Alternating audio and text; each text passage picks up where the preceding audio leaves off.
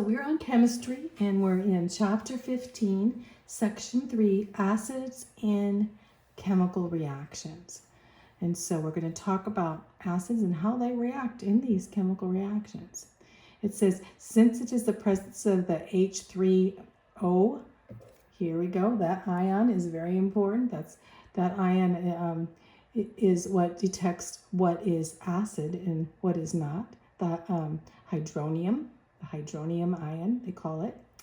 And so now, basically, that ion is common to all aqueous acids and accounts for similar properties, and all acids undergo some kind of reaction.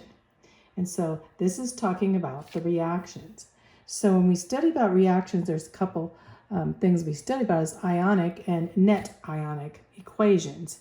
So these are these equations, and basically, an ionic equation, when we talk about an ionic equation, it's telling just the ions. See, the ionic equations just tell the ions in the equation, and they're written as ions and how they ionize. And so that way we know it's an ionic equation. So ions, you know what ions are, is the positive and negatives.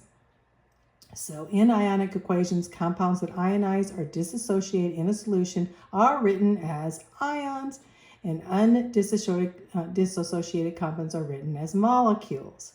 And so now we know, this is why when we talk about an ionic equation, that's when you see that they have a positive or negative sign around them. So here's the guidelines here that they want you to go by when you're dealing with ion equations. Number A, first one, is soluble ionic compounds. Strong acids and strong bases are always going to be written as separate ions because they actually turn into those separate ions right away in the midst as strong acids and bases. Okay, B, all insoluble substances, weak acids, weak bases, and soluble molecular substances are written in molecular form. They don't have a little plus or minus. They're not ions, right? And so anything that's insoluble, if it's just a very weak acid, it's a very weak base, you're going to write it in molecular form. You're not going to put an ion sign by it, a little plus or minus. And the last is water. If there's water, H2O, in the equation, it's going to be written in molecular form. You're not going to put it as an ion, put plus or minus in it. So these are going to be your ionic equations. And so ions that appear in the same form on both sides of the equation that have not reacted, they're called spectator ions, and they may be canceled out. So if an ion is at the beginning, is on the left side of the equation and the right side of the equation, they're just spectators. Get rid of them because you want to show what is really happening here, and it's evident that the spectator ions are not reacting at all. They're just part of the equation, and so basically we can cross those spectators out. So the result is the net ionic equation after you cross out those spectator ions. Those things that are on both sides that are just there, they didn't really need, now we don't really need to know the spectators. When you're actually at an event, do you really need to know all about the spectators? No, you don't, but you need to know exactly what's going on. And that's the same in net ionic equation. So first of all, what they're saying, an ion equation shows the ions, plus or minus, that are happening, and that has to do with whether they're going to be changing to a salt from an acid and a base, right? And so you're going to write any strong acids and bases because they're going to react as strong ions. You're going to put them as ions. But anything that's weak, that's a soluble molecule substances that are not, you're not going to put them as ions. You're going to write them as regular molecules. And then if water is, H2O is in it, you're going to write it as H2O, not as an ion. And the net ion is going to be getting rid of those spectator ions that are on both sides that really don't have much to do with the equation, but because they don't react, they were on one side and they react on the other side, we can get rid of those. So that would be the net ionics when we get rid of the spectators. That makes it the net, right? So we're going to write those balanced molecular equations, and we're going to base them on the balanced molecular equation and write the ionic equation. So we're basically, there's 3 steps. We're going to first just take our balanced molecular equation. Make sure it's balanced. It has to be balanced. We learned how to balance equations. Number 2, then we're going to take that equation, that balanced equation, and we're going to write the ions in there using these rules, A through C. The ions, the strong ions are going to be ions. The regular, the others are going to just be written as molecular form, and water is just going to be as molecular form. So we're going to use those steps. And after we do that, we're going to look at it, and we're going to look at those ions that we put in there and think, can we cross those out or can't we cross those out? So actually, it's kind of a fun thing to do. So here's an example. So the example is, okay, we have acetic acid here. We have sodium hydroxide right here. But anyway, we want to know what's going on. So we have this acetic acid that's reacting to the hydroxide to form sodium acetic and or sodium acetate in water. And this is the molecular formula. So we have this formula here, and now we have this. And so we're going to look at this, and now we're going to write a net equation using those rules that we just went over. So the equation is balanced. So right now, this equation is already balanced, so we don't have to balance it. And so then from that point, since NaOH is a strong base and sodium acetate is a soluble salt, both are going to be written as Rule A. So we're going to use Rule A. It says soluble ionic compounds, strong acids and strong bases, they're going to be written as this. So basically we're going to written as Rule 1. So here we wrote this HC2, HCl. Here it is. Here's the strong base, Na plus OH, because these are going to separate out. They're a strong base. So sodium and hydroxide are going to split out into ions. So we're going to write the strong base as ions. And so then from that point, we're going to, on this side, write it again. Sodium, and we're going to separate that into sodium acetate and onto water. We're going to write, when we write the acetic acid is a weak acid. This is a weak acid here. So we're not going to write it as an ion. So we're not going to write that. We're not going to separate this as an ion. We're just going to write it as it is.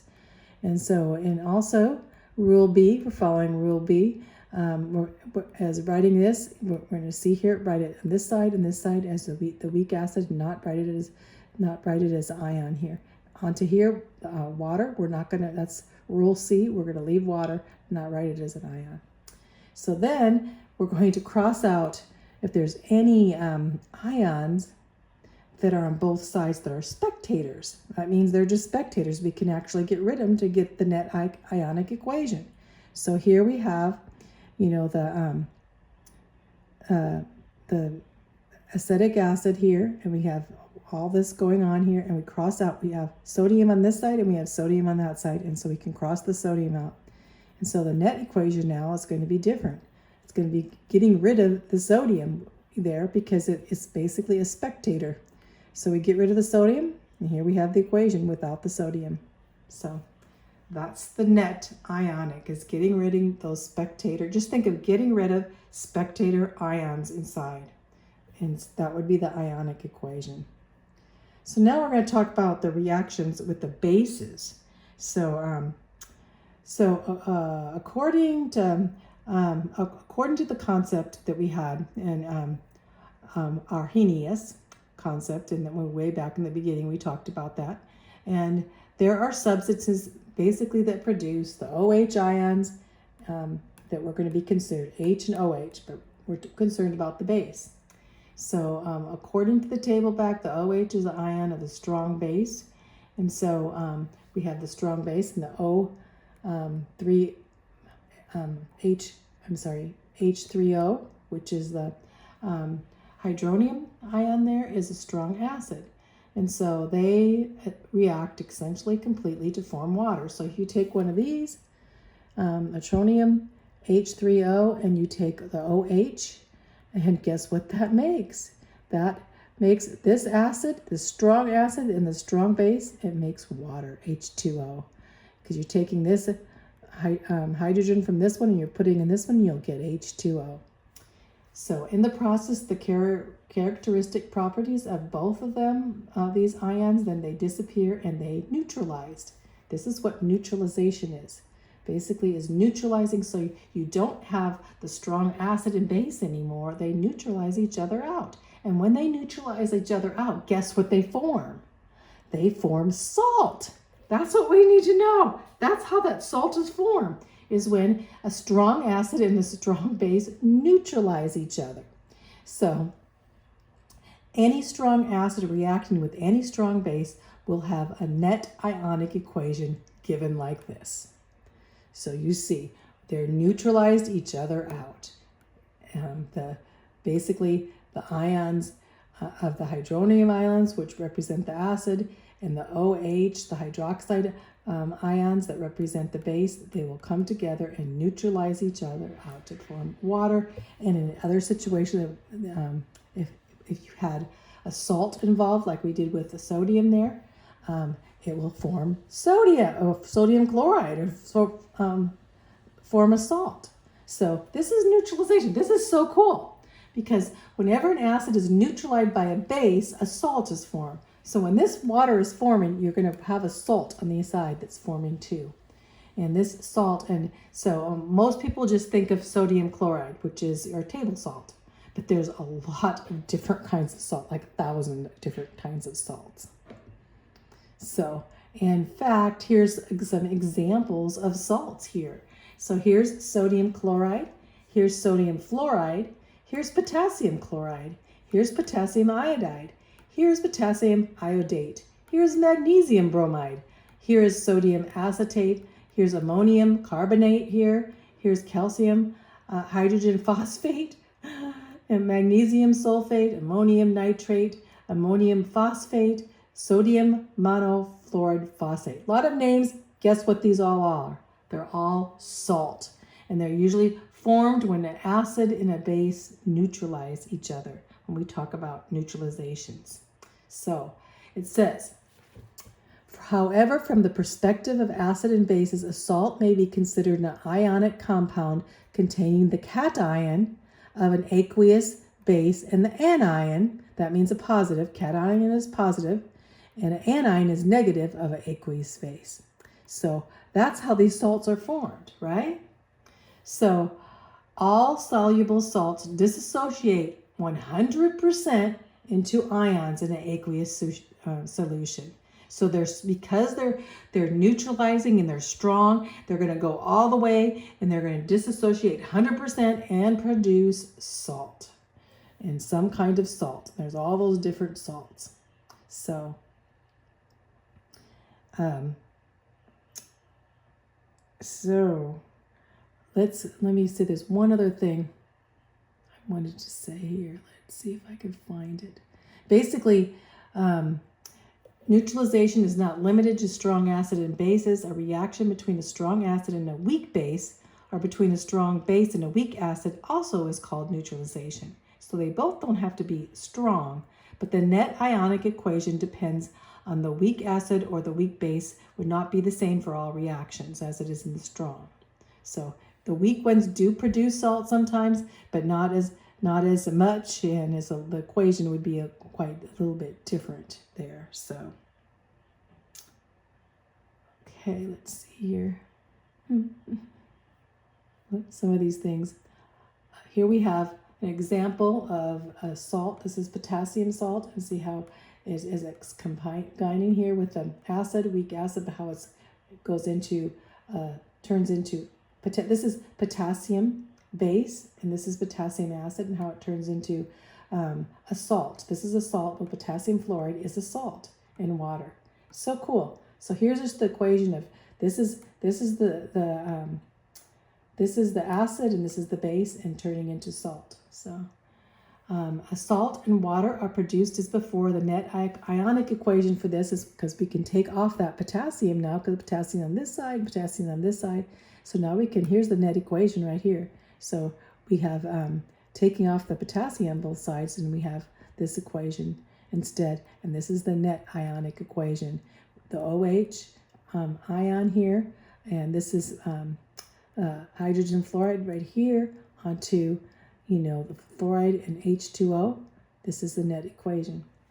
So this neutralization is used in the laboratory in case of spillage of acid, usually a weak base. If you spill acid, then you put a base on it, right? And this will neutralize it. So, and here is the equation here with neutralizing this strong, this is hydronium, the strong acid here. And as for putting on a base here, the ions, and mixing them here, and you get basically your equation getting water and carbon dioxide in that one.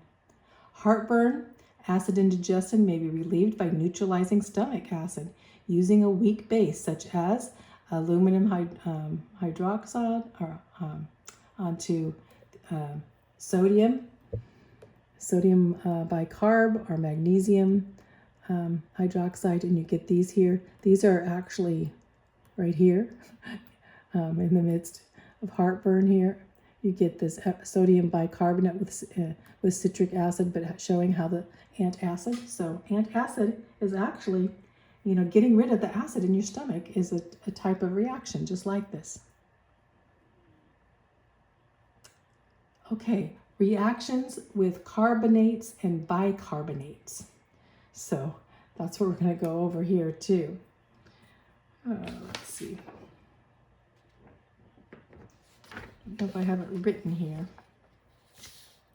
Anyway, it says another familiar acid reaction involves carbonate-containing materials such as calcite or dolomite.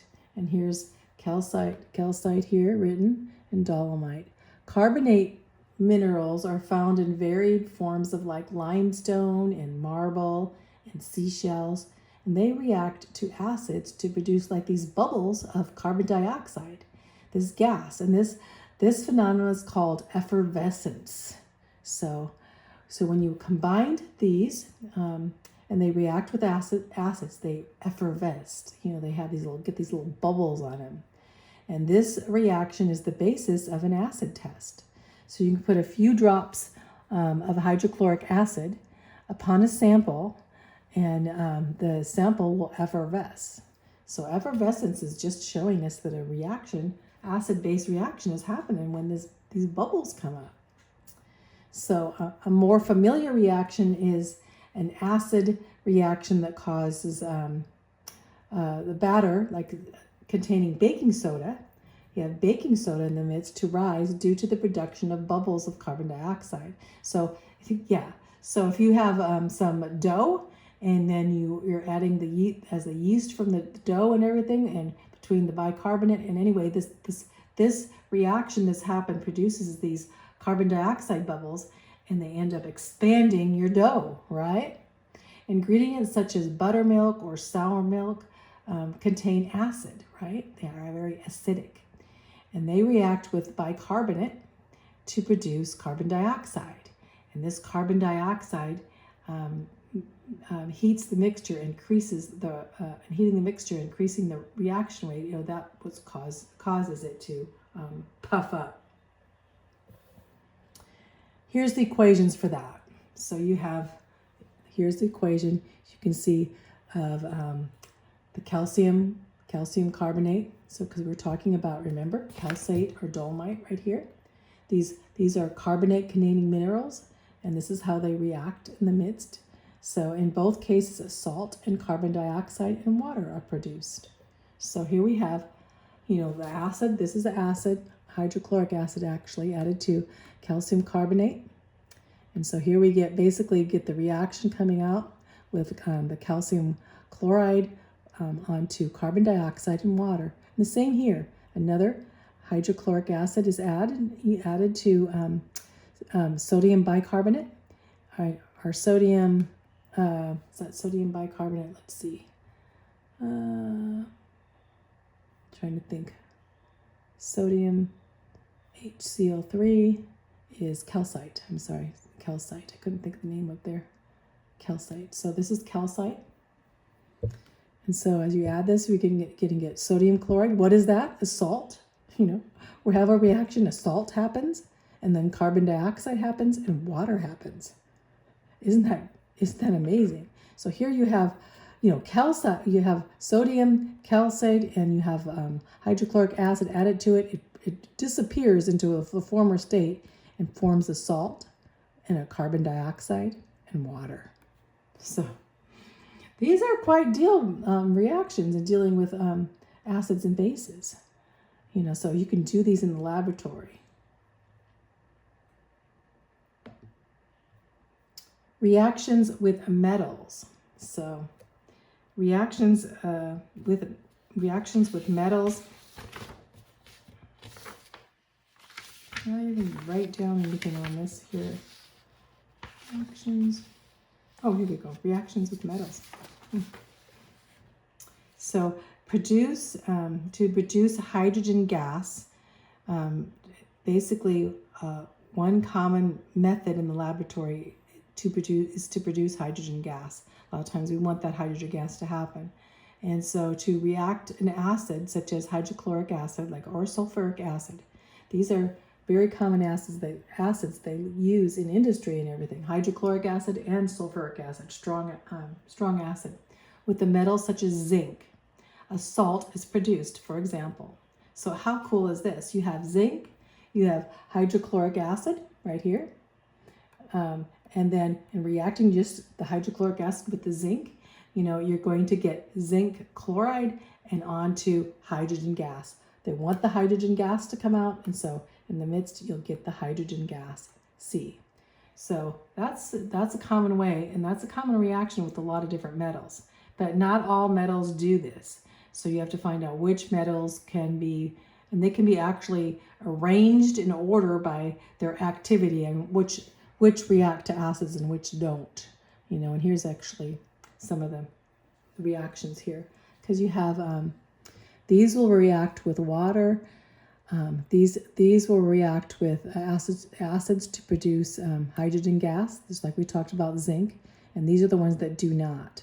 So this is the activity. So we have lithium, potassium, calcium, sodium, magnesium, aluminum. These will react. These top ones react with water, and these react with steam. Actually, it says down to here and all the way down. So anything below hydrogen here will not react.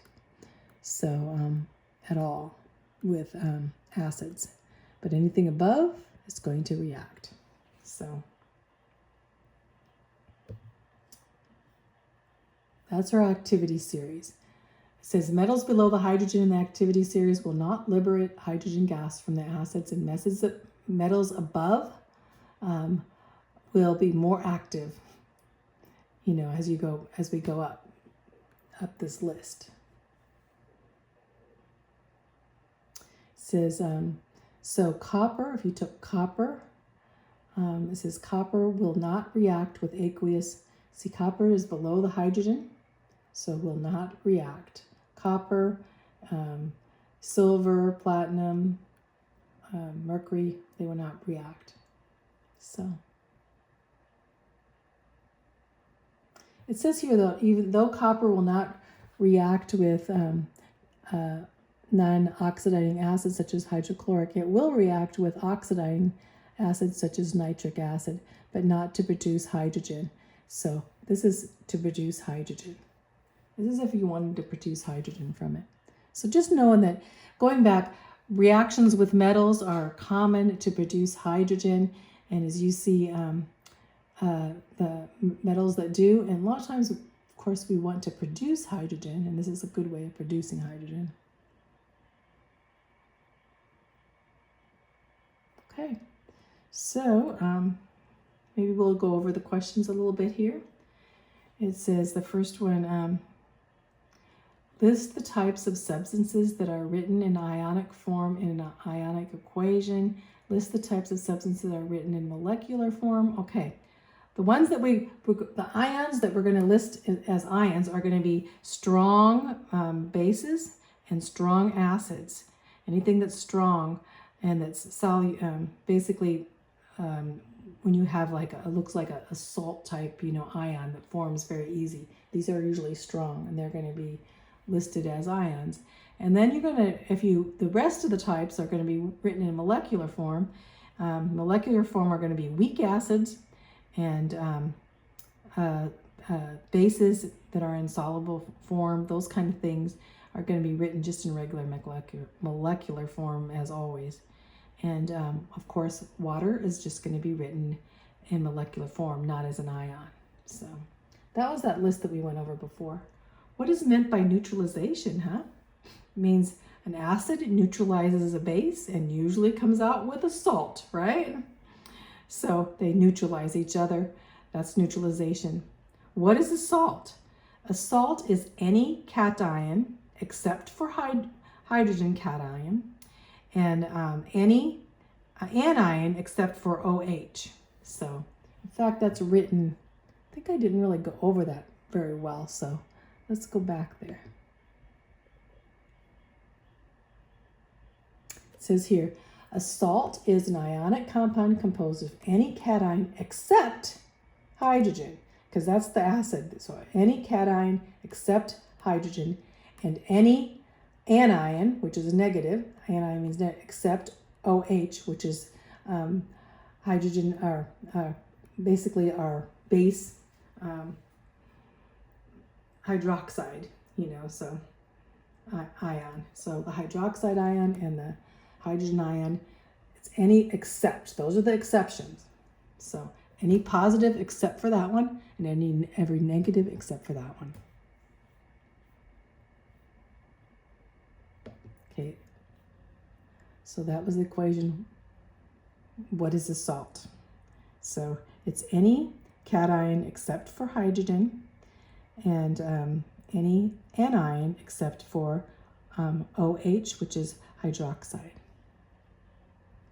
So let's see. And of course it says write the net equations for each of the following reaction and balance them. Well, first of all, you have to balance, and then you're going to get rid of the ions that are on both sides. So you can see this one here. You're going to, as you balance this out, I'm not going to go through the whole thing, but as you balanced it out first, and then you're going to write it, you know, as the ions, like an ionic form. Well, it looks right here. You're going to have to get rid of this sodium on both sides for sure. You know, so as it comes out, sodium's going to come on this side. Sodium is actually going to be a spectator in that, so you're going to end up crossing out the sodium for the ionic equation. And B, the same thing here. You have potassium. So you have potassium on this side, the K, and potassium on this side, the K. And so each one of those, you're going to be getting rid of that that salt. It's going to be actually turned. This is a salt. So a type of salt, you know, they're coming out. So here we go. The same situation here. Let's see. You're going to do the same thing. You're going to probably get rid of the chlorine on both sides. So just to look at it, kind of glance at it, you can see that. So is it right? A balanced equation for each of the reactions of the following solids which hydrochloric acid. If no reaction occur, write no reaction. So if you look at these, so see if I can.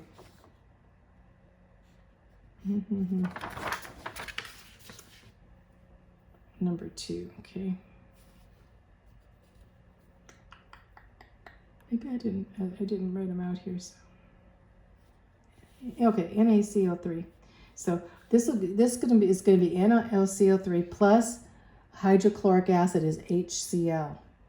So if you wrote this out, you'd say you write down Na, and you make writing this out, you know, as ions, but basically it would change to, it's going to change from this to sodium chloride. So this is going to be the salt. You can see how salt's going to form with this, or the sodium chloride. Yeah, because you're adding it with HCl. So you're going to add them with HCl. Let me show you that. See if you can see it on here. Nice chicken scratch here. Okay. See here, this one here. So you have sodium carbonate here. Anyway, this is the way it looks.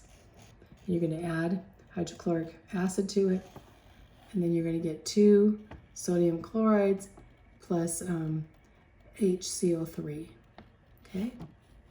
And this one's silver, and you're going to add silver with hydrochloric acid, and so you are going to get what I have, aluminum. I'm sorry, I didn't even write that one. Anyway, in the midst of this, you're going to end up writing hydrochloric acid, no reaction, or reaction. How do we know? Well, we know the activity list right here. This is how we know from the activity list. So if we look and see sodium, is sodium going to react? Sure is. It's clear above hydrogen. Sodium for sure is going to react. Okay, is silver going to react on our list here? Let's look up here. Silver is not, so do not react with acids. Silver will not react. Okay, so let's look at aluminum. So aluminum is above the hydrogen, so aluminum will react. So that's basically what you're going to look at. I tried to write those equations up, but I don't think I wrote them just right. I got them mixed up with these other ones. So disregard those chicken scratches I put down. But now you can just actually say reaction will occur with this, it will not occur with this, and it will occur with this. So it says, right, no reaction if no reaction. So, okay, that's about it. Let's stop there.